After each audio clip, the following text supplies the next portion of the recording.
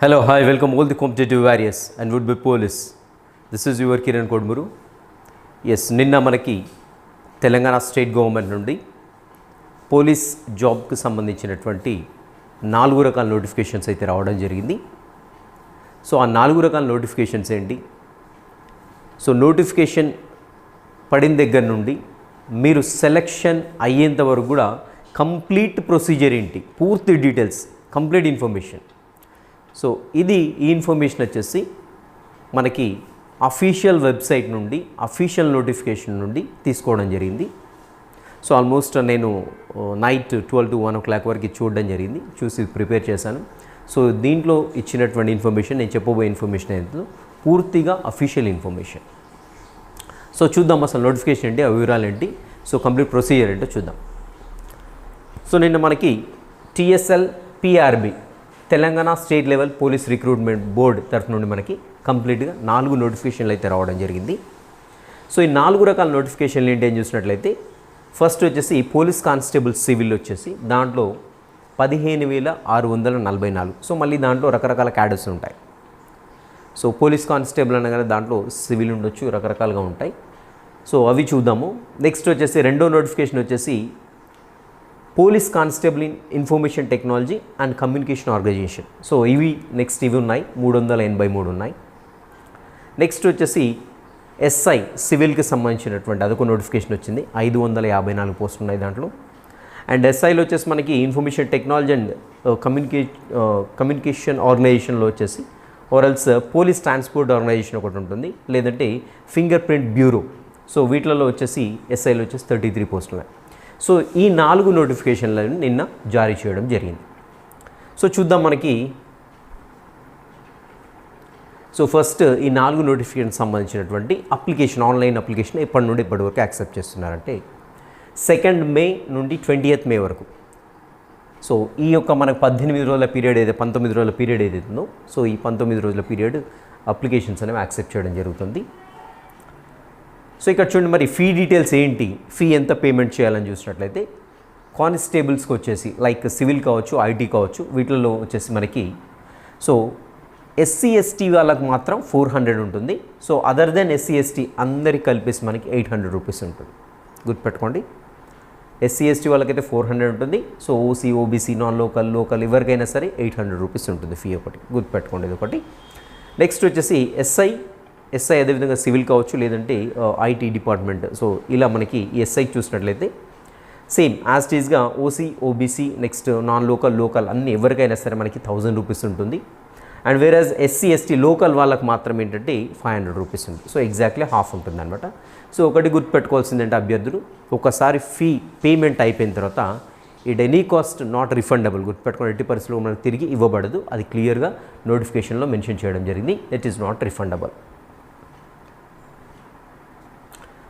So first మనకి ఈ యొక్క వీడియోలో వచ్చేసి కంప్లీట్గా పోలీస్ కానిస్టేబుల్కి సంబంధించిన పూర్తి స్థాయి ఇన్ఫర్మేషన్, సో స్టార్టింగ్ నుండి ఎండింగ్ వరకు, ఆఫ్టర్ సెలెక్షన్ వరకు మనకి కంప్లీట్ ఇన్ఫర్మేషన్ ఇవ్వడం జరుగుతుంది. ఫస్ట్ వచ్చేసి ఏజ్ లిమిట్ చూద్దాం. సో ఏజ్ లిమిట్ వచ్చేసి జనరల్గా 18 to 22 ఇయర్సే యాక్చువల్గా. సో 18 to 22 ఇయర్సే ఉండే, బట్ ఏంటంటే యాజ్ పర్ జియో నెంబర్ 48 రీసెంట్గా యూనిఫామ్ జాబ్స్ కూడా 3 years పెంచడం జరిగింది. అప్పర్ ఏజ్ లిమిట్ని 3 సంవత్సరాలు పెంచడం జరిగింది. సో కాబట్టి 18 to 25 years గుర్తుపెట్టుకోండి, 18 to 25. యాక్చువల్గా 22 ఉంటే 3 years పెంచారు కాబట్టి అది 25 years అయింది, అది జనరల్ వాళ్ళకి. నెక్స్ట్ వచ్చేసి హోమ్ గార్డ్స్, ఎవరైతే ఆల్రెడీ 2 years పనిచేసి ఉండాలి, సో లాస్ట్ 1 year నుండి సర్వీస్లో ఉండాలి. సో వాళ్ళకి మాత్రం ఏంటంటే 18 to 40 years, యాక్చువల్గా 40 years ఉండేది, బట్ ఇక్కడ వచ్చేసి ఏంటంటే మనకి వాళ్ళకు కూడా అప్పర్ ఏజ్ లిమిట్ పెంచారు కాబట్టి 43 years. Home guards already 2 years service చేసి ఉండాలి, already last 365 days, last 1 year నుండి వాళ్ళు ఖచ్చితంగా సర్వీస్లో ఉండాలి. అలాంటి వాళ్ళకు 18 to 43 years. నెక్స్ట్ ఇంకా గవర్నమెంట్ ఎంప్లాయీస్ కావచ్చు, SC ST BC, next economical weaker sections ఉంటారు, ఈడబ్ల్యూఎస్ కోటా. సో వాళ్ళకు వచ్చేసి ఏజ్ లిమిట్ వచ్చేసి మనకి 18 to 30 years. సో నేను ఈ 18 to 30 years అనేది యాక్చువల్గా ఏంటంటే పెంచినటువంటి ఏజ్ని కలిపేసి చెప్తున్నాను. యాక్చువల్గా వీళ్ళకి కూడా వచ్చేసి మనకి ఏంటంటే 18 to 25 యాక్చువల్గా. సో ప్లస్ మనకి ఏంటంటే వీళ్ళకి 5 years కూడా కలిపారు కాబట్టి 18 to 30 అని డైరెక్ట్ వేసాను, మీరు కన్ఫ్యూజ్ కావాల్సిన పని ఏం లేదు ఇక్కడ. So government employees, SC ST BC, economical weaker section ఎవరైతే ఉన్నారో వాళ్ళకి 18 to 30 years గుర్తుపెట్టుకోండి. నెక్స్ట్ వచ్చేసి ఎన్సీసీ వాళ్ళకైనండి ఎక్స్ సర్వీస్ మెన్ ఉంటారు. సో ఆల్రెడీ మిలిటరీలు చేసి రిటైర్ అయిన వాళ్ళు, లేదంటే ఎన్సీసీ క్యాడెట్స్ ఉంటారు. వాళ్ళకు వచ్చేసి మనకి ఏంటంటే 18 to 28 గుర్తుపెట్టుకోండి. 18 to 28 యాక్చువల్గా అప్పర్ ఏజ్ లిమిట్తో కలిపేసి వాళ్ళకి 18 to 25. సో 18 నుంచి 20 సంవత్సరాలే. బట్ ఇంకా వాళ్ళకి రిలాక్సేషన్ వచ్చి 3 years ఉంది కాబట్టి మనకి 18 to 28. సో ఇది కంప్లీట్గా మనకి ఏజ్కి సంబంధించినటువంటి information.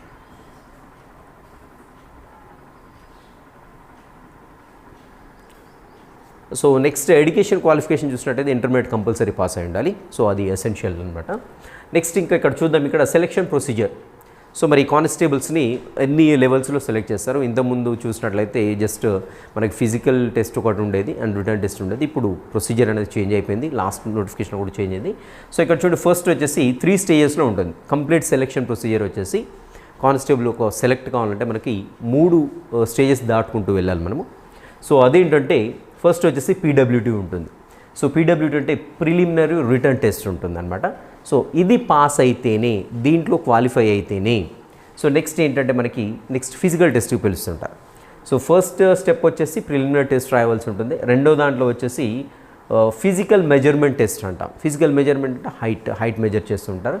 And physical efficiency test, మీకు ఫిజికల్గా ఎంత స్ట్రెంత్ ఉంది, లైక్ లాంగ్ జంప్ కావచ్చు, షార్ట్ పట్ కావచ్చు, 1600 meters రన్ కావచ్చు, ఇవన్నీ కూడా ఉంటాయి. సో ఇది వచ్చేసి సెకండ్ స్టెప్ అనమాట. థర్డ్ స్టెప్లో వచ్చేసి లాస్ట్గా మనకు ఫైనల్ రిటర్న్ ఎగ్జామ్ ఉంటుంది. FEW అంటాం. సో FWE అంటాం, ఫైనల్ రిటర్న్ ఎగ్జామ్. యాక్చువల్లీ ఇక్కడ ప్రింట్ తప్పడింది, FWE ఫైనల్ రిటర్న్ ఎగ్జామ్ ఉంటుంది. సో ఇలా 3 stagesలో మనం ఏంటంటే ఓవర్కమ్ చేసి రావాల్సి ఉంది. తర్వాతనే మనకు సెలెక్షన్ అనేది ఉంటుంది. సో చూద్దాం, ఫస్ట్ వచ్చేసి అసలు అప్లికేషన్ ఎలా చేయాలి మనం. సో అప్లై ఎలా చేయాలి, అప్లికేషన్ డేట్ వచ్చింది మనకి. సో డేట్ అంటే 2nd May నుండి ఉంది. సో దీని యొక్క ప్రొసీజర్ ఏంటి, ఇక్కడ మనము ఎలాంటి తప్పులు చేయకూడదని చూద్దాం. సో జనరల్గా లాస్ట్ టెట్ అప్లికేషన్లో అయితే చాలామంది ఆస్పిరెంట్స్ మిస్టేక్స్ చేశారు. సో అలాంటి మిస్టేక్స్ ఎట్టి పరిస్థితుల్లో చేయకండి. ఎందుకంటే ఇక్కడ ఫీ అమౌంట్ వచ్చేసి 800 rupees to 1000 ఉంది కాబట్టి ఒకసారి పేమెంట్ అయిందంటే నాట్ రిఫండబుల్. సో అక్కడ మనకి అది తక్కువ ఉంది కాబట్టి పర్వాలేదు. బట్ ఇక్కడ మాత్రం చాలా జాగ్రత్తగా అప్లికేషన్ నింపాల్సి ఉంటుంది. సో ఆన్లైన్ అప్లికేషన్ ప్రొసీజర్ ఏంటి అని చూసినట్టయితే మీ మొబైల్ నెంబర్ ఫస్ట్ మీ యొక్క యూజర్ ఐడిగా రిజిస్టర్ చేసుకోవాల్సి ఉంటుంది.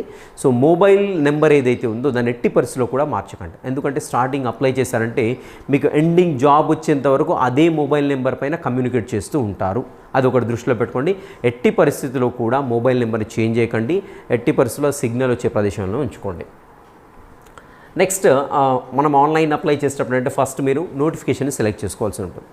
ఎస్ఐ కానిస్టేబుల్ అయితే మళ్ళీ దాంట్లో డిఫరెంట్ పోస్టులు ఉంటాయి. ఉదాహరణకు నేను కానిస్టేబుల్ నోటిఫికేషన్ సెలెక్ట్ చేసుకున్నాను. నోటిఫికేషన్ నెంబర్ 41, 42 ఉంటుంది, దాన్ని సెలెక్ట్ చేసుకుంటాను. అగైన్ దాని కింద మనకు పోస్టులు డిస్ప్లే కావడం జరుగుతుంది. సివిలా, ఏఆర్ఆ, లేకుంటే స్పెషల్ ప్రొటెక్షన్ ఫోర్సా, ఫైర్మెనా, లేకుంటే వార్డర్స్ ఉంటారు, ప్రిజన్ వార్డర్స్ ఉంటారు. సో అదా ఆ పోస్ట్ సెలెక్ట్ చేసుకున్నట్లయితే దానికి సంబంధించినటువంటి ఫీ ఎంత అనేది డిస్ప్లే అవుతూ ఉంటుంది అనమాట మనకి. సో దెన్ అక్కడ మనం ఏంటంటే ఆన్లైన్ పేమెంట్ చేయవలసి ఉంటుంది ఆ ఫీ. రైట్, ఫస్ట్ మనము అప్లికేషన్లోకి ఎంటర్ కాగానే మీరు మొబైల్ నెంబర్తో రిజిస్టర్ చేసుకోవాల్సి ఉంటుంది. అండ్ దెన్ మనకి నోటిఫికేషన్ సెలెక్ట్ చేసుకున్నట్లయితే పర్టికులర్ పోస్ట్ ఏదైతే ఉందో ఆ పోస్ట్ని సెలెక్ట్ చేసుకున్నట్లయితే ఫీ డిస్ప్లే అవుతుంది. ఆ ఫీ వచ్చేసి మనం ఆన్లైన్లో పేమెంట్ చేయవలసి ఉంటుంది. సో మరి ఎలా పే చేయాలంటే నెట్ బ్యాంకింగ్ కావచ్చు, మన దగ్గర ATM కార్డ్స్ లేదంటే డెబిట్ కార్డ్ అంటాం. సో డెబిట్ కార్డ్ అయినా క్రెడిట్ కార్డ్ ఏదైనా ఉంటే దాంతో మనం పే చేయవలసి ఉంటుంది. సో మరి పేమెంట్ చేసిన తర్వాత ఏం చేయాలి మనం చూసినట్లయితే, సో ఇక్కడ చూడండి మనకి ఆన్లైన్ అప్లికేషన్ ఏదైతే ఉందో పేమెంట్ అయిపోయింది, నేను అప్లై చేయాలి ఇప్పుడు ఇంకా. సో దీంట్లో మనకి వచ్చేసి 2 parts ఉంటాయి. ఆన్లైన్ అప్లికేషన్లో కూడా 2 parts ఉంటాయి. సో ఫస్ట్ పార్ట్ వచ్చేసి ఏంటంటే మనకి ప్రిలిమినరీ ఎగ్జామ్ రాయడానికి, ప్రైమరీ ఎగ్జామ్ రాయడానికి ఇది ఏంటంటే ఫస్ట్ పార్ట్ ఉంటుంది. సో ఇన్ కేస్ మనం ప్రిలిమినరీలో పాస్ అయిపోయాం, నెక్స్ట్ ఫిజికల్ ఎఫిషియన్సీ టెస్ట్లో కూడా పాస్ అయ్యాం, తరువాత మాత్రమే మీరు పార్ట్ 2 అప్లికేషన్ నింపవలసి ఉంటుంది. ఫైనల్ రిటర్న్ ఎగ్జామ్ అంటాం, FWE అంటుంటాం అనమాట. అంటే ఫస్ట్ అప్లికేషన్ మనం ఏం నింపుతామంటే పార్ట్ 1 నింపుతాం. దేనికి అంటే ప్రిలిమినరీ టెస్ట్ కోసం అన్నమాట. సో దాని తర్వాత నెక్స్ట్ ప్రొసీజర్ ఫిజికల్ టెస్ట్ అయిపోయిన తర్వాత ఫైనల్ ఎగ్జామ్కి అపియర్ అయ్యే ముందు మనం ఏంటంటే ఈ పార్ట్ 2 అనేది నింపవలసి ఉంటుందన్నమాట. సో ఇక్కడ చూడండి, ప్రతి ఒక్క అభ్యర్థి ఖచ్చితంగా గమనించవలసిన విషయం ఏంటంటే డైరెక్ట్గా మీరు ఆన్లైన్లో ఓపెన్ అయిన తర్వాత పార్ట్ 1 ప్రిలిమినరీకి సంబంధించినటువంటి అప్లికేషన్ నింపకండి. సో అదే సైట్లో మనకి ఒక డమ్మీ అప్లికేషన్ అవైలబుల్గా ఉంటుంది. సో అది మామూలుగా అసలు ఎలా నింపాలి అనేటువంటిది మనకు ఒక డమ్మీ అప్లికేషన్ ఉంటుంది. ఖచ్చితంగా ఫస్ట్ అది ఫిలప్ చేయండి. సో ఫిలప్ చేసిన తర్వాతనే డైరెక్ట్గా ఒరిజినల్ అప్లికేషన్కి వెళ్ళండి. సో అంతేగాని ఒకసారి ఒరిజినల్ అప్లికేషన్లో డీటెయిల్స్ అన్ని ఎంటర్ చేసి ఎక్కడో రాంగ్ ఎంటర్ చేసి సబ్మిట్ చేసిన తర్వాత మళ్ళీ మన ఎడిటింగ్కి ఛాన్స్ ఉండదు. సో కాబట్టి ప్రతి ఒక్క అభ్యర్థి కూడా పర్సనల్గా ఎవరైతే అప్లై చేస్తున్నారో ఖచ్చితంగా డమ్మీ అప్లికేషన్ని నింపిన తర్వాత ఓకే నేను సక్సెస్ఫుల్గా ఉన్నాను సాటిస్ఫై అని అన్న తర్వాత మాత్రమే ఈ పార్ట్ 1 ఉన్నటువంటి అప్లికేషన్ ఇది ఒరిజినల్ ఉంటుంది దాన్ని మాత్రం నింపండి. సో అభ్యర్థులకు ఇంకొక మనం ఏంటంటే మీరు మామూలుగా ఇంటర్నెట్ సెంటర్లలో ఈ సేవ మీ సేవా సెంటర్లో అప్లై చేస్తూ ఉంటారు. సో వాళ్ళకి సరిగ్గా తెలిసి తెలియక కొన్ని మిస్టేక్స్ అనేవి చేస్తుంటారు. సో కొంతమంది చేస్తారు, ప్రొఫెషనల్స్ ఉంటారు. సో కొంతమంది తెలిసి తెలియక నోటిఫికేషన్ గురించి దాంట్లో ఇన్ఫర్మేషన్ డీటెయిల్స్ చదవకుండా అప్లై చేస్తుంటారు. బట్ సబ్మిషన్ కంటే ముందు ఖచ్చితంగా మీరెవరైతే అప్లై చేయమని చెప్పారో వాళ్ళని ఒక ప్రింట్అవుట్ ఇవ్వమని చెప్పండి మీకు. సో ప్రింట్అవుట్ తీసుకోండి, మొత్తం వెరిఫికేషన్ పెన్ పెట్టుకొని టిక్ కొట్టుకుంటూ వెళ్ళండి. సో ఈ డీటెయిల్స్ ఓకే, ఈ డీటెయిల్స్ ఓకే, ఈ డీటెయిల్స్ ఓకే అన్నీ టిక్ పెట్టుకున్న తర్వాత ఫైనల్గా మీరు ఓకే అనుకున్న తర్వాతనే తనకు సబ్మిట్ చేయమని చెప్పండి, లేదంటే సబ్మిట్ చేయొద్దని చెప్పండి. అది మాత్రం ఖచ్చితంగా ప్రతి ఒక్క అభ్యర్థి దృష్టిలో పెట్టుకోండి. ఎందుకంటే ఒకసారి మిస్టేక్ అయి సబ్మిట్ చేసిన ఫైనల్ సబ్మిషన్ తర్వాత ఏం చేయడానికి రాదు. నెక్స్ట్ అప్లికేషన్ చేసే కంటే ముందు మన దగ్గర ఏమి ఉండాలంటే ఖచ్చితంగా ఫోటో ఉండాలి. ఫోటో కింద డెఫినెట్గా ఒక సిగ్నేచర్ చేసి ఉండాలి, మీది గుర్తుపెట్టుకోండి. సో టెట్ అప్లై చేసేటప్పుడు చాలామంది మిస్టేక్ చేశారు, బట్ ఈ నోటిఫికేషన్లో అలాంటి మిస్టేక్స్ కూడా ఏమీ కమిట్ కావద్దు. ఒక వైట్ పేపర్ తీసుకోండి, దానిపైన ఫోటో అతికించండి, దాని క్రిందగా సిగ్నేచర్ చేయండి. సో దాన్ని స్కాన్ చేసుకొని పెట్టుకోండి. Photo with signature, photo separate signature separate కాదు, ఫోటో విత్ సిగ్నేచర్ రెండు కలిపి కూడా ఒకే ఫోటో ఉంటుంది. జేపీజీ ఫార్మాట్లో మాత్రమే ఉండాలి అది. అండ్ దాని యొక్క సైజ్ వచ్చేసి 10 KB to 50 KB. 10 KB కంటే తక్కువ ఉన్న యాక్సెప్ట్ చేయదు, 50 KB కంటే ఎక్కువ ఉన్న యాక్సెప్ట్ చేయదు. కాబట్టి దాని యొక్క సైజ్ అనేది 10 KB to 15 KB ఖచ్చితంగా ఉండేట్టు చూసుకోండి. నెక్స్ట్ వచ్చేసి part 2 application. So part 2 application ఎప్పుడు నింపుతాం మనము? పార్ట్ 1లో మనం ప్రిలిమినరీలో పాస్ అయిపోయాము, క్వాలిఫై అయిపోయాము, అండ్ ఫిజికల్ ఎఫిషియెంటీ టెస్ట్లో కూడా పాస్ అయిపోయాము. అప్పుడు ఏమవుతుందంటే మనకు ఫైనల్ ఎగ్జామ్, రిటర్న్ ఎగ్జామ్ ఏది దానికి మనము ఎలిజిబుల్ ఉన్నట్టుగా మనకు ఇంటిమేషన్ లెటర్ వస్తుంది. సో తర్వాత మనం ఇక్కడ part 2 final written exam application అనేది ఫిల్ చేస్తుంటాం. సో అప్పుడు ఫిల్ చేసేటప్పుడు ఖచ్చితంగా మన దగ్గర ఉండాల్సిన అంశాలు వచ్చేసి SSC మెమో ఉండాలి, ఇంటర్ మెమో ఉండాలి, కమ్యూనిటీ సర్టిఫికేట్ ఉండాలి. సో ఎకనామికల్లీ వీకర్ సెక్షన్ అయితే అది ఉండాలి. నెక్స్ట్ ఏమైనా క్రీమీ లేయర్ ఉన్నట్లయితే ఆ సర్టిఫికేట్ ఉండాలి. Study or residence certificate very very essential. ఇంకా ఎవరైనా తీసుకున్నట్టయితే ఖచ్చితంగా తీసుకోండి, ఎందుకంటే ఈ ప్రొసీజర్ కంప్లీట్ చేసాక మన దగ్గర ఈ సర్టిఫికేట్లు అన్నీ కూడా ఉండాలి. వీటితో పాటు నోటిఫికేషన్ ఇంకా కొన్ని ఇచ్చాడు, అంటే వెరీ ఎసెన్షియల్ అన్నవి మాత్రం, అంటే వెరీ కామన్గా ఉండే సర్టిఫికేట్స్ మాత్రం నేను ఇక్కడ మెన్షన్ చేశాను. కాబట్టి ఇవన్నీ కూడా స్కాన్ చేసి ఖచ్చితంగా పెట్టుకోండి. ఇంకా స్టడీ కండక్ట్స్ ఎవరైనా తీసుకున్నట్లయితే, లేదంటే ఇర్రెగ్యులర్ స్టడీ ఉన్నట్లయితే వాళ్ళు ఖచ్చితంగా రెసిడెన్స్ సర్టిఫికేట్ తీసుకొని ఇవన్నీ కూడా జాగ్రత్త పెట్టుకోండి. అప్లికేషన్ నింపేటప్పుడు ఎట్టి పరిస్థితుల్లో మిస్టేక్ చేయకండి, ఎందుకంటే ఒకసారి మిస్టేక్ చేశారంటే అప్లికేషన్ మిస్టేక్ అని మీ లైఫే చేంజ్ అయిపోతుంది. సో ఇది వచ్చేసి మనము అప్లికేషన్ ప్రొసీజర్. నెక్స్ట్ వచ్చేసి ఇప్పుడు చూద్దాం పీడబ్ల్యూటీ. పీడబ్ల్యూటీ అంటే ప్రిలిమినరీ టెస్ట్లో ఏముంటుంది కానిస్టేబుల్కి. సో కానిస్టేబుల్ ప్రిలిమినరీ టెస్ట్ చూడండి, ఇది కంప్లీట్గా వచ్చేసి 3 hours ఉంటుంది. సో 3 గంటలు ఉంటుంది. సో దీంట్లో వచ్చేసి 200 క్వశ్చన్స్ ఉంటాయి, 200 మార్క్స్ ఉంటాయి. ఈచ్ క్వశ్చన్కి ఒక్కొక్క మార్క్ ఉంటుంది, 200 మార్క్స్ ఉంటాయి. సో మరి ఎన్నైతే నేను ఫిజికల్ ఎఫిషియన్సీ టెస్ట్కి క్వాలిఫై అవుతాను, సో క్వాలిఫై అయిన వాళ్ళందరినీ పిలవనని లేదు. సో క్వాలిఫై అయిన వాళ్ళ దాంట్లో కూడా రేషియో చూసుకుంటారు, అక్కడ రేషియో చూసి పిలవడం జరుగుతుంది. సో మినిమంగా వచ్చేసి 200కి 60 మార్కులు రావాలి, అంటే 30% మార్క్స్ కంపల్సరీ. దీంట్లో రిజర్వేషన్ ఏం లేదు ఇంకా. సో ఓపెన్ కేటగిరీ అయినా, బీసీ అయినా, ఎస్సీ అయినా, ఎస్టీ అయినా, ఎవరైనా సరే ఖచ్చితంగా ప్రిలిమినరీలో మనకి 60 మార్కులు రావాల్సి ఉంటుంది, గుర్తుపెట్టుకోండి. సో 60 మార్కులు వస్తేనే మనకి ఫర్దర్గా నెక్స్ట్ ఇంకా వాళ్ళ రేషియోని బట్టి, సెలెక్ట్ అయినటువంటి రేషియోని బట్టి మనకి పిలవడం జరుగుతూ ఉంటుందన్నమాట. ఇంకొకటి ఇక్కడ నెగిటివ్ మార్కింగ్ ఉంటుంది, గుర్తుపెట్టుకోండి. నెగిటివ్ మార్క్స్ అనేవి ఖచ్చితంగా ఇక్కడ మనకి ప్రిలిమినరీ టెస్ట్లో ఉంటాయి. సో ఎలా ఉంటుంది అని చూసినట్టయితే, ఫర్ ఎగ్జాంపుల్ క్వశ్చన్ చేశాను నేను, సో రైట్ ఆన్సర్ పెట్టాను, దానికి ఒక మార్క్ వచ్చేస్తుంది. ఒక క్వశ్చన్ నేనేమి కూడా బబుల్ చేయలేదు, ABCD ఉన్నాయి, నాకు ఒక క్వశ్చన్కి ఆన్సర్ తెలియదు, వదిలిపెట్టేస్తాను మొత్తం. సో దానికి ఏం నెగిటివ్ ఉండదు. ఒకటి అబ్జర్వ్ చేయండి, రైట్ అయితే మార్క్ ఉంటుంది, అసలు ఏమీ పెట్టలేదు అనుకోండి దానికి ఎలాంటి నెగిటివ్ మార్క్ ఉండదు. సో బట్ ఇప్పుడు మనం ఒక రాంగ్ ఆన్సర్ పెట్టాం. సో రాంగ్ ఆన్సర్ పెట్టినప్పుడు అంటే ఆ క్వశ్చన్కి సంబంధించి 0.2 మార్క్, మీకు వచ్చిన టోటల్లో 0.2 మార్క్ కట్ అయిపోతుంది. అది కూడా గుర్తుపెట్టుకోండి, 0.2 మార్క్స్. అంటే ఇలా మనం ఒక 5 క్వశ్చన్లు తప్పు పెట్టామనుకోండి, మనకు ఒక మార్క్, మనకు టోటల్ స్కోర్లో నుంచి ఒక మార్క్ ఎగిరిపోతూ ఉంటుంది. సో కాబట్టి అభ్యర్థులు క్వశ్చన్కు ఆన్సర్ చేసే ముందు ఇది ఖచ్చితంగా తెలుసు అన్నప్పుడు మాత్రం పెట్టండి. సో ఇంకా ఎలాగో గాల్లో పెట్టేశారనుకోండి మనకి నెగిటివ్ మార్కింగ్ ఉంది, అది కూడా దృష్టిలో పెట్టుకోండి. సో మనకి నెగిటివ్ మార్కింగ్ ఉన్నప్పుడు కూడా మనకు ఒక 50%, అంటే 4 ఆప్షన్లు ఇవి 2 కాదు అన్నప్పుడు దానికి మాత్రం ఖచ్చితంగా ఆన్సర్ పెట్టండి. సో అంతేగా 4 మార్కులు తెలియనప్పుడు 4 ఆప్షన్స్ తెలియదు అనుకోండి, సో అలా పెడితే మనకి ఇక్కడ లాస్ కావడానికి ఛాన్స్ ఉంటుంది, రైట్. ఒకసారి మనము ప్రిలిమినరీ టెస్ట్ రాసిన తర్వాత క్వాలిఫై అయ్యాం అనుకుందాం. సో క్వాలిఫై అయిన తర్వాత ఏమవుతుందంటే మనకి పోలీస్ వాళ్ళకు సంబంధించినటువంటి అఫీషియల్ వెబ్సైట్ ఏదైతే ఉందో Telangana state level police recruitment board, దీంట్లో మనకి పర్టిక్యులర్ క్వాలిఫైడ్ క్యాండిడేట్కి ఇంటిమేషన్ లెటర్ పెట్టడం జరుగుతుంది. సో ఇంటిమేషన్ లెటర్ ఇస్తారు. సో మరి ఇంటిమేషన్ లెటర్ ఏముంటుందంటే నువ్వు ప్రిలిమినరీ ఎగ్జామ్ క్వాలిఫై అయ్యావు, నెక్స్ట్ ఫిజికల్ ఎఫిషియన్సీ టెస్ట్ లేదంటే ఫిజికల్ మెజర్మెంట్ టెస్ట్కి సో ఈ ఫలానా రోజున ఫలానా టైంలో ఫలానా డేట్లో రావాలి అనేసి ఇంటిమేషన్ ఉంటుంది. దాంట్లో గుర్తుపెట్టుకోండి. సో ఇంటిమేషన్ లెటర్లో ఏముంటుందంటే date, time, venue for physical measurement test and physical efficiency test. So ఇక్కడికి రావాలని ఉంటుంది. సో మనము వెళ్ళేటప్పుడు ఇది ఫస్ట్ స్టెప్ కదా, ప్రిలిమినరీ టెస్ట్ రాసాము. సో నెక్స్ట్ స్టెప్ ఏంటి, ఫిజికల్ టెస్ట్ చేస్తారు. సో అక్కడికి వెళ్ళేటప్పుడు ఖచ్చితంగా ఇంటిమేషన్ లెటర్ తీసుకొని వెళ్ళాలి. ఇంపార్టెంట్, అది గుర్తుపెట్టుకొని మర్చిపోదు ఎవరు కూడా.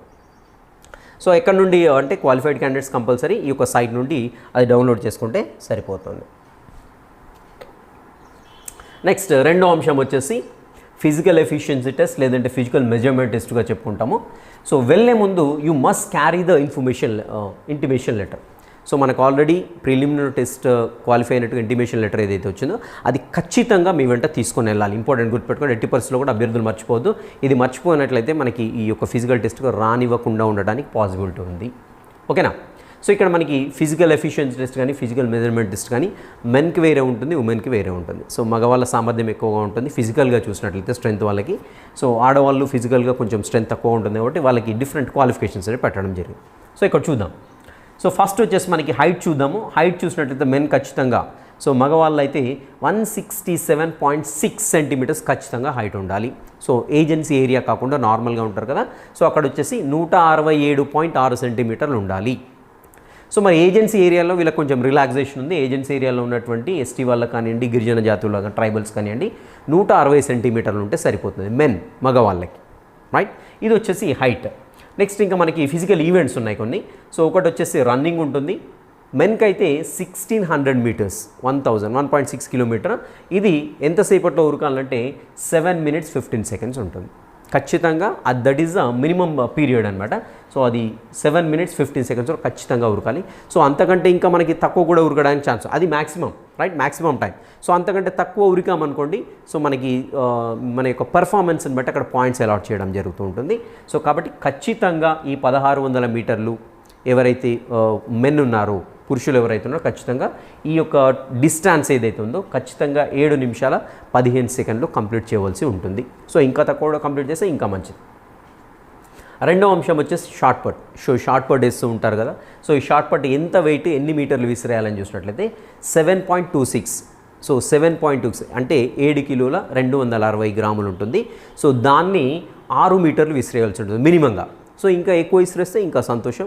సో అక్కడ మనకి వాళ్ళ దగ్గర ఉండేటువంటి దాన్ని బట్టి పాయింట్స్ ఇవ్వడం జరుగుతూ ఉంటుంది. నెక్స్ట్ వచ్చేసి long jump. So long jump men అయితే మాత్రం ఖచ్చితంగా అబోవ్ 4 meters దుంకోవాల్సి ఉంటుంది. సో ఇవి వచ్చేసి మనకి మెన్కి సంబంధించినటువంటి క్వాలిఫికేషన్స్, ఫిజికల్ ఎఫిషియన్సీ, అదేవిధంగా ఫిజికల్ మెజర్మెంట్ టెస్ట్లు అంటారు వీటిని. సో హైట్, నెక్స్ట్ అదేవిధంగా ఈవెంట్స్ ఉన్నాయి ఇక్కడ. నెక్స్ట్ వేరాజ్ విమెన్ చూసినట్లయితే ఆడవాళ్ళు 800 meters కంపల్సరీ ఉరకవలసి ఉంటుంది. ఎంతసేపట్లో అని చూసినట్లయితే 5 నిమిషాల 20 సెకండ్ల వ్యవధిలో ఖచ్చితంగా ఆ 800 మీటర్లను వీరు చేజ్ చేయవలసి ఉంటుంది. నెక్స్ట్ షార్ట్ పట్ చూసినట్లయితే ఇక్కడ సో వీళ్ళకి కొంచెం తక్కువ వెయిట్ ఉంటుంది. 4 kgs 4 meters విసరవలసి ఉంటుంది అన్న. 4 కిలోల షార్ట్ పట్ ఉంటుంది. సో దాన్ని 4 meters విసిస్తే సరిపోతుంది, క్వాలిఫై అయినట్టుగా పరిగణిస్తారు. నెక్స్ట్ లాంగ్ జంప్ వచ్చేసి వీళ్ళకి 2.5 meters మాత్రమే. సో 2.5 మీటర్లు దుంకినట్లయితే వీళ్ళు క్వాలిఫై అయినట్టు. నెక్స్ట్ హైట్ చూడండి, ఇక్కడ విమెన్కి వచ్చేసరికల్లా 152.6 సెంటీమీటర్స్ 152.6 సెంటీమీటర్లు ఉంటే సరిపోతుంది.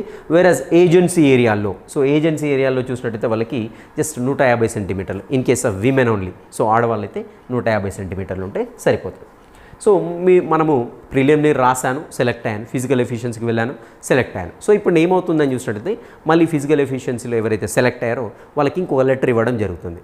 సో ఇంటిమేషన్ లెటర్ ఇస్తారనమాట.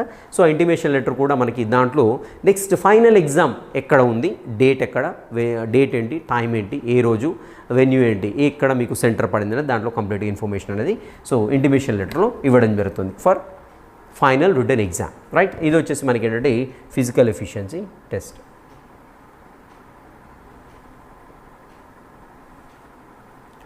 రైట్. నెక్స్ట్ వచ్చేసి ఫైనల్ రిటర్న్ ఎగ్జామ్ యాక్చువల్గా FW ఉంటుంది. సో ఫైనల్ రిటర్న్ ఎగ్జామ్ అంటాం దీన్ని. సో మరి లాస్ట్ ఎగ్జామ్లో ఏముంటుంది మనకి అని చూసినట్లయితే, సో ఇక్కడ చూడండి మనకి 2 రకాల పేపర్లు ఉంటాయి దీంట్లో. సో ఎందుకంటే మనకి కానిస్టేబుల్స్ కూడా రకరకాలు ఉన్నాయి. సో ఈ వీటిలో ఏంటంటే కొన్నిటికి ఏంటంటే బ్రెయిన్కి సంబంధించిన ప్రాధాన్యత ఎక్కువ ఇస్తుంటారు, కొన్ని పోస్టులకి ఏంటంటే ఫిజికల్గా బాగా ఉండాలన్నట్టు ఇస్తుంటారు. కాబట్టి ఇక్కడ మనకి ఫైనల్ రిటర్న్ ఎగ్జామ్ ఏదైతే ఉందో దీంట్లో చూడండి సివిల్ కానిస్టేబుల్గా, అదేవిధంగా ఫైర్మెన్ ఉంటుంది, warder in prisons, so jail wardens అంటూ ఉంటాము. సో దాంట్లో అదేవిధంగా అగ్నిమాపక సిబ్బంది ఉంటారు. నెక్స్ట్ సివిల్ కానిస్టేబుల్ ఎవరైతే ఉన్నారో, సో దీంట్లో మెన్ అండ్ విమెన్ వస్తూ ఉంటుంది వార్డెన్స్లో. సో వీళ్ళకి మాత్రం 200 మార్క్స్కి పేపర్ ఉంటుంది, 3 hours. వేరాజ్ ఇక్కడ మనకి ఏఆర్ అంటే ఆర్మర్డ్ రిజర్వ్ ఫోర్స్ అంటుంటాము. నెక్స్ట్ SAR CPL అంటుంటాం, ఇంకా తెలంగాణ స్టేట్ స్పెషల్ పోలీస్ అంటాం, నెక్స్ట్ స్పెషల్ ప్రొటెక్షన్ ఫోర్స్. ఇవి ఏవైతే ఉన్నాయో పోస్టులు, వీటికి వచ్చేసి మనకి 100 మార్క్స్కే పేపర్ ఉంటుంది. సో ఇది బాగా గుర్తుపెట్టుకోవాలి. సో ఇక్కడ మెన్షన్ చేసినటువంటి సివిల్, ఫైర్మెన్, వార్డర్స్ ఎవరైతే వీళ్ళకి మాత్రం 200 మార్క్స్ పేపర్ ఉంటుంది. అండ్ రెస్ట్ ఆఫ్ ది పోస్టులు ఏవైతే అన్ని కూడా 100 మార్క్స్ ఉంటుంది, గుర్తుపెట్టుకోండి. సో మరి ఎన్ని వస్తే నేను ఫైనల్ ఎగ్జామ్లో క్వాలిఫై అవుతాను? సో అని చూసినట్లయితే ఇక్కడ మనకి OC వాళ్ళు ఎవరైతే ఉన్నారో 40% రావాలి. 40% ఫర్ ఎగ్జాంపుల్ ఇప్పుడు 200 మార్క్స్ ఇక్కడ OC సివిల్కి రాస్తున్నారు ఒక పర్సన్. సో ఎన్ని రావాలి అని చూసినట్టయితే మినిమం 80 మార్కులు రావాల్సి ఉంటుందన్నమాట. సో 40% కాబట్టి. సో అలా కాకుండా OC ఆర్మర్డ్ రిజర్వ్ ఫోర్స్ కోసం ట్రై చేస్తున్నాడు. సో ఎన్ని రావాలి? 40 మార్క్స్ రావాలి కంపల్సరీ, ఎందుకంటే ఇది 100 మార్కులు కాబట్టి. నెక్స్ట్ అదేవిధంగా BC వాళ్ళని చూద్దాం. BC వాళ్ళని చూసినట్టయితే వీళ్ళకి కంపల్సరీ 35%, అంటే 200కి 70 మార్కులు రావాలి. 100 మార్కులు అయితే మాత్రం 35 రావాల్సి ఉంటుంది compulsory. So next ex service men కావచ్చు, SC వాళ్ళు కావచ్చు, వీళ్ళకి వచ్చేసి మనకి ఏంటంటే 30% ఉంటుంది. సో 30% అంటే 200కి ఎన్ని రావాలని చూసినట్టయితే 60 మార్కులు రావాలి. ఎవరికి? ఎక్స్ సర్వీస్ మెన్ కావచ్చు, ST కావచ్చు, SC వాళ్ళకి కావచ్చు, వీళ్ళకి వచ్చేసి మనకి ఏంటంటే 200కి 60 రావాల్సి ఉంటుంది. నెక్స్ట్ మిగిలిన ఈ పోస్టులు ఏవైతున్నాయో ఇవి రాసినట్లయితే 30 మార్క్స్ రావాల్సి ఉంటుంది అనమాట. ఓకేనా? సో ఇన్ కేసు నేను రిటర్న్ ఎగ్జామ్ రాశాను, సేమ్ మార్క్స్ ఇంకొక ఫ్రెండ్ కూడా వచ్చాయి, నేను నాతో పాటు ఇంకో మిత్రుడు కూడా వచ్చాయి. అప్పుడు ఎవరిని కన్సిడర్ చేస్తారు, ఎవరి ఫైనల్ సెలక్షన్లో తీసుకుంటారని చూసినట్లయితే, సో ఎవరైతే ముందుగా పుడతారో, సో ముందుగా పుట్టాడు దట్ మీన్స్ ఏంటి? ఏజ్ ఎక్కువగా ఉన్నట్టు అనమాట. ఉదాహరణకు మా ఫ్రెండ్ 85లో పుట్టాడు, నేను ఫర్ ఎగ్జాంపుల్ 81లో పుట్టాను అనుకున్నాం. సో ఇద్దరికి కూడా సేమ్ మార్క్స్ వచ్చాయి. సో ముందు ఎవరు పుట్టాం? 81. సో కాబట్టి నా ఏజ్ ఎక్కువగా ఉంది అంటే సింపుల్గా ఏజ్ ఎక్కువ ఉన్న వాళ్ళని తీసేసుకుంటారు. ఏజ్ సేమ్ మార్క్స్ వచ్చినప్పుడు ఏజ్ ఎవరికైతే ఎక్కువ ఉందో వాళ్ళని తీసుకోవడం జరుగుతుంది. సో ఇది దీనికి సంబంధించిన కంప్లీట్ ఇన్ఫర్మేషన్. నెక్స్ట్ సేమ్ ఇదే విధంగా SIకి సంబంధించినటువంటి కంప్లీట్ నోటిఫికేషన్ డీటెయిల్స్ అనేవి డెఫినెట్గా ఇస్తాను. అండ్ ఇంకా ఫర్దర్గా దీనికి సంబంధించి సిలబస్ ఏంటి, సో సిలబస్ని ఏ విధంగా ప్రిపేర్ కావాలి, సో ఎలాంటి బుక్స్ రెఫర్ చేయాలి, అన్ని అంశాలను పూర్తి స్థాయిగా మీరు ఎగ్జామ్ అయ్యేంత వరకు మీకు పూర్తి స్థాయిలో ఇన్ఫర్మేషన్, జెన్యూన్ ఇన్ఫర్మేషన్ని అఫీషియల్ నోటిఫికేషన్, అఫీషియల్ వెబ్సైట్ నుండి సంబంధించిన ఇన్ఫర్మేషన్ మాత్రం మీకు ఇస్తాను. Meet in the next session. Till the next session, have a great day and all the best.